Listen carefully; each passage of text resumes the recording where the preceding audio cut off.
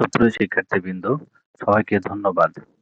আজকে আমরা আলোচনা করব নবম শ্রেণীর বার্ষিক মূল্যায়ন নির্দেশিকা 2024 এর জীবন ও জীবিকা বিষয়ের এক কথায় উত্তর। এই যে নির্দেশিকা, এই প্রশ্ন প্রণয়ন নির্দেশিকার মধ্যে বলা আছে এক কথা উত্তরের ক্ষেত্রে প্রশ্নটি এমনভাবে করতে হবে যেন এক বা দুই শব্দে শিক্ষার্থী উত্তর প্রদান করতে পারে। অর্থাৎ প্রশ্নটা এমন হতে হবে যাতে এক বা দুই শব্দে উত্তরটা প্রদান করা যায়, আর এখানে কোনো বিকল্প কোনো প্রশ্ন থাকবে না। এক কথা উত্তর, এই প্রশ্নগুলো হবে জ্ঞানমূলক বা তথ্য নির্ভর, আর এখানে কোনো বিকল্প থাকবে না।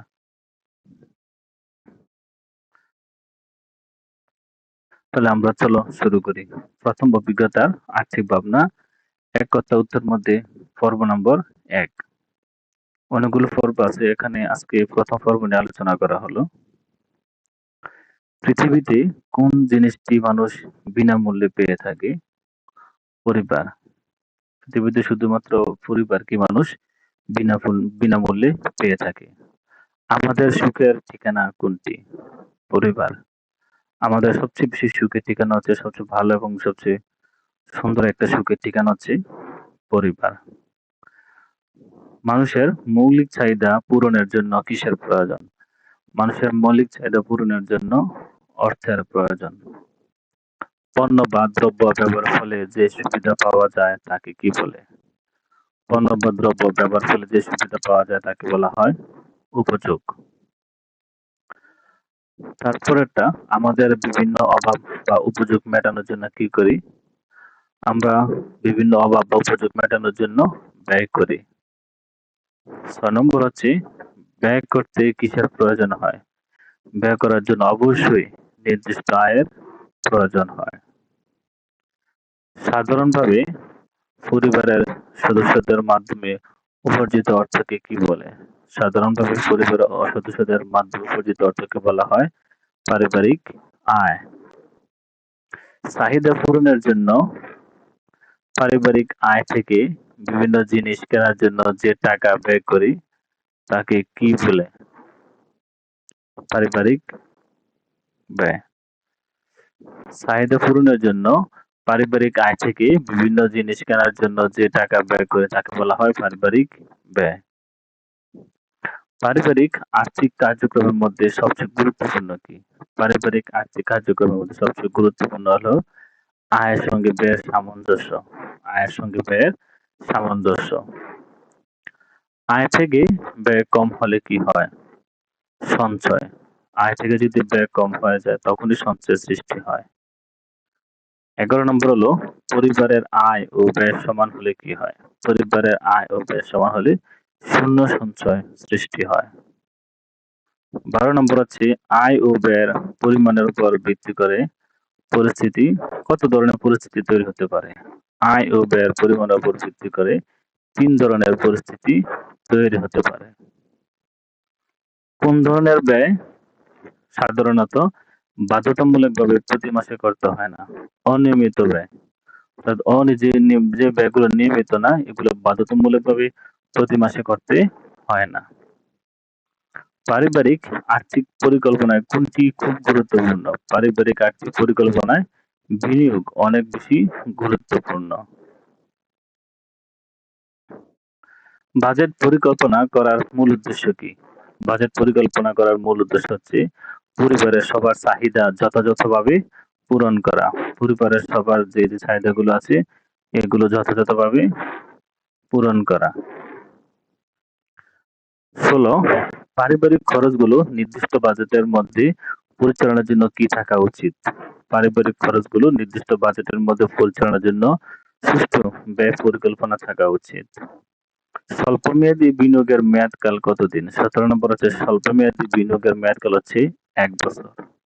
18 নম্বর হচ্ছে, মধ্যমেয়াদী বিনিয়োগের মেয়াদকাল কতদিন? 1 থেকে 3 বছর। 1 বছর থেকে 3 বছরের মধ্যে হচ্ছে মধ্যমেয়াদী বিনিয়োগের মেয়াদকাল। দীর্ঘমেয়াদী বিনিয়োগের মেয়াদকাল কতদিন? দীর্ঘমেয়াদী বিনিয়োগের মেয়াদকাল হচ্ছে 3 বছরের বেশি। 20 নম্বর, কোন ধরনের বিনিয়োগে ব্যক্তি নিজ দায়িত্বে বিনিয়োগ করেন? প্রত্যক্ষ বিনিয়োগে। প্রত্যক্ষ বিনিয়োগে ব্যক্তি নিজ দায়িত্বে বিনিয়োগ করে থাকেন। ২১ পরোক্ষভাবে বিনিয়োগে মূলত কত ধরনের বিনিয়োগ পণ্য ব্যবহার করা হয়? পরোক্ষভাবে বিনিয়োগে মূলত ৩ ধরনের বিনিয়োগ পণ্য ব্যবহার করা হয়। ঋণ পণ্যে সকল ঝুঁকি কে বহন করে? ঋণ পণ্যে সকল ঝুঁকি ইনস্ট্রুমেন্ট বিক্রেতা বা ইস্যুকারী প্রতিষ্ঠান বহন করে থাকে। মোট মূলধনের ক্ষুদ্র অংশকে কি বলে? মোট মূলধনের ক্ষুদ্র অংশকে বলা হয় মূলধনী পণ্য। কিসের উপর বিনিয়োগের সফলতা অনেকাংশে নির্ভরশীল? বিনিয়োগের সফলতা অনেকাংশে নির্ভরশীল সঠিকভাবে শেয়ার নির্বাচন ও বাজার পরিস্থিতির উপর। সঠিকভাবে শেয়ার নির্বাচন ও বাজার পরিস্থিতির উপর। যে কোনো প্রকার মালিকানা হস্তান্তরের ক্ষেত্রে গুরুত্বপূর্ণ প্রমাণক কোনটি? যে কোনো প্রকার মালিকানা হস্তান্তরের ক্ষেত্রে সবচেয়ে বেশি গুরুত্বপূর্ণ প্রমাণক হচ্ছে দলিল। ২৬ কিসের মাধ্যমে একটি জমি বা ফ্ল্যাটের উপর কোনো ব্যক্তি বা ব্যক্তিবর্গের মালিকানা নিশ্চিত হয়? কিসের মাধ্যমে একটি জমি বা ফ্ল্যাটের উপর কোনো ব্যক্তি বা ব্যক্তিবর্গের মালিকানা নিশ্চিত হয়? অর্থাৎ উত্তর হচ্ছে দলিল। দলিলের মাধ্যমে কিন্তু একটি জমি বা ফ্ল্যাটের উপর ব্যক্তি বা ব্যক্তিবর্গের মালিকানা নিশ্চিত হয়। জমির মালিকানার দলিল সর্বদা সরকার মুদ্রিত কিসের উপর প্রস্তুত করা হয়? সবসময় জমির মালিকানা সরকার মুদ্রিত জুডিশিয়াল যে স্টাম্প আছে ওই স্টাম্পের উপর প্রস্তুত করা হয়। কোন দলিল আইনগতভাবে গ্রহণযোগ্য নয়?